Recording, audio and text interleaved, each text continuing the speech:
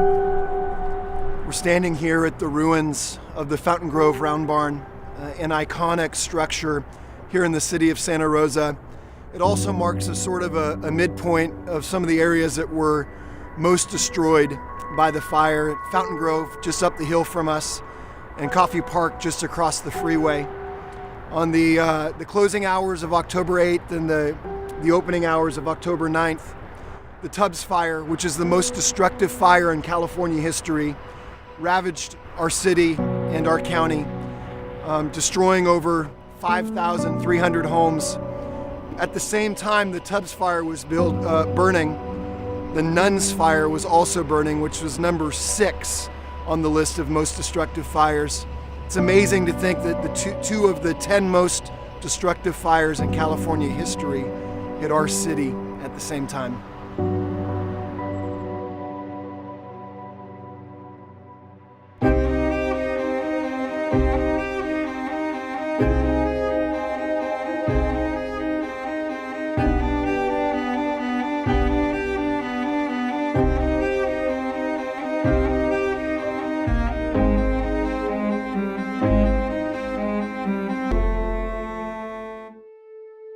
Like many people, I first heard about the fires in the middle of the night. My wife had gotten up and she looked out our window and she saw a fire outside.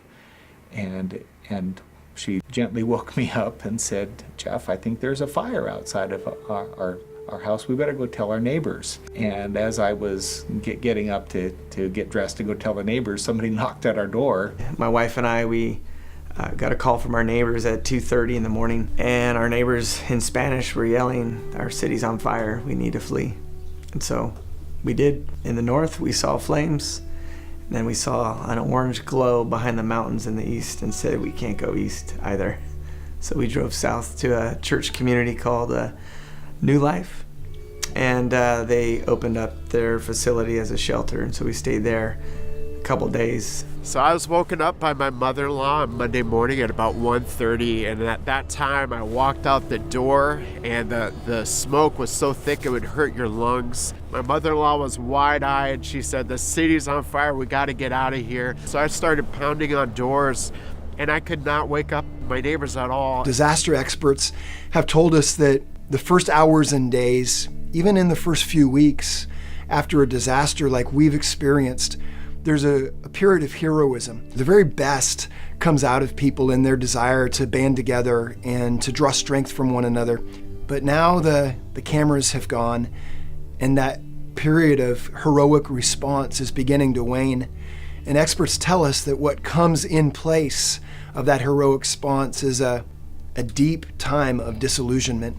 They say that it can easily last all the way through the first anniversary of the fires, which means that we have another almost 11 months of dealing with the emotional and social impact, as well as the economic impact of what happened. I'm sitting in the offices here at Santa Rosa Christian Church. Santa Rosa Christian Church is actually older than the city of Santa Rosa. And in the 1906 earthquake, they were in another facility downtown, and it was a building that actually survived the quake, and so it became a hub of activity. And it's inspired me to understand that we have that same opportunity today. When the fire happened, certainly a lot of people wanted to know, what is the mission doing? It was our desire to only do what the community was doing, to be a part of a larger community. And immediately the pastors began to mobilize. It was through that meeting that we offered the mission as a platform by which people could give. A couple days into it, my wife and I were just, sleeping with a ton of people displaced by the fire, and our hearts just broke. My wife and I were dreaming, what if the church, started communicating through one document of all the families in need, and then all the assets and resources that the church communities had, and then compile them in one document. And then we have liaisons overseeing each church community. That quickly moved to partnering with churches outside the area, because we were starting to get call after call. Our hearts breaking for what's going on up there. We want to be a part of this. So our church family wanted to stand in the gap to connect everybody together.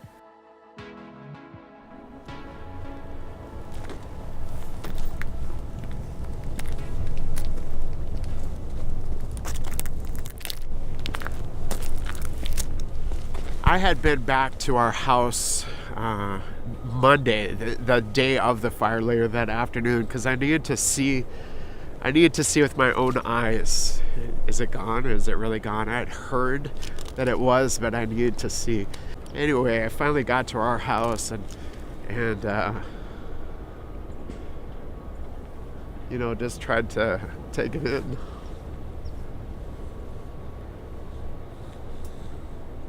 The hardest part has been the losing a home. It's everything that this place was, the sanctuary it was, when you come home from work and sit on the couch, when you're with your kids, when you're tucking them in at night, that was the greatest loss. The only thing that we see that really works is relationship. Life is all about relationship.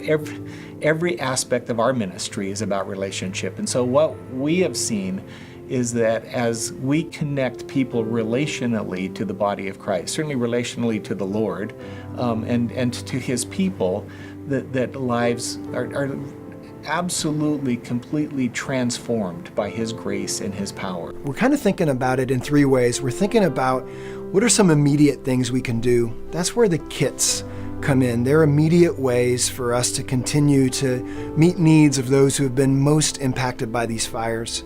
We also see that need for extended relational partnership with people who have been impacted by these fires.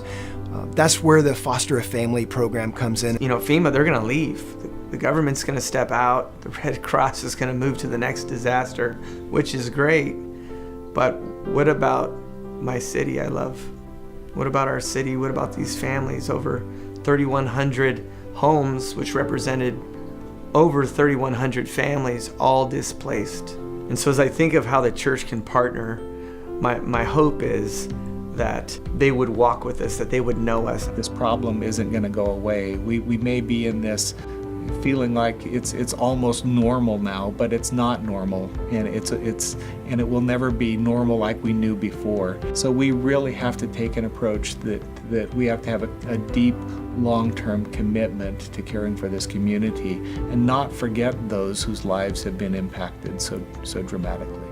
Finally, we've got a long-term vision for these compassion capsules. This is the ability to make a commitment over the next several years to provide funding and volunteer labor to help rebuild homes for those who had their homes destroyed in these fires. We see the immediate, the ongoing, and the long-term expressions of the love of Christ really have an incredible impact on our community and seeing the church be what Jesus intended us to be. My wife and I has always said, "You got this." That was something in our marriage that we always said to each other. Whenever life was hard, we would encourage each other to say, "You got this." So my wife actually, a while ago, got a metal sign that said, "You got this." And it was just something to remind her, that God's with us. So we're sifting through the ashes, and we actually get to the back part, and she said, "No way. No way, John, you have to come over here. You have to see what this is." And they're sitting above the ash, on top of everything, is the sign, "You got this." And you have to realize the whole house burned down. Everything is ash. This is gonna go in our new house. You got this. Honestly, we found a few little knickknacks, but it doesn't matter. All those things burn, but do you know what doesn't burn? His word. Don't forget about us.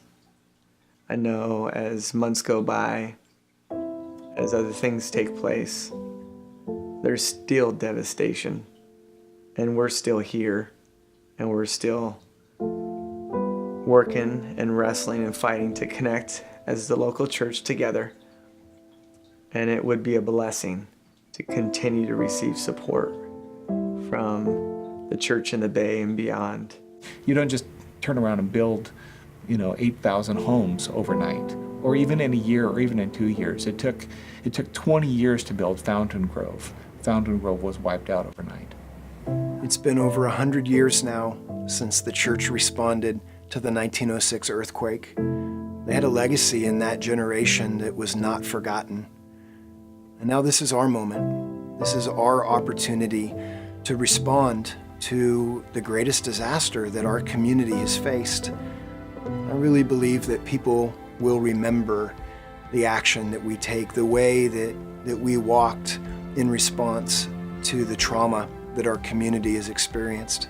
Now is our opportunity to follow Christ's example and lay our life down in meaningful ways so that others can experience that life and the hope that relationship with God through faith in Jesus Christ brings.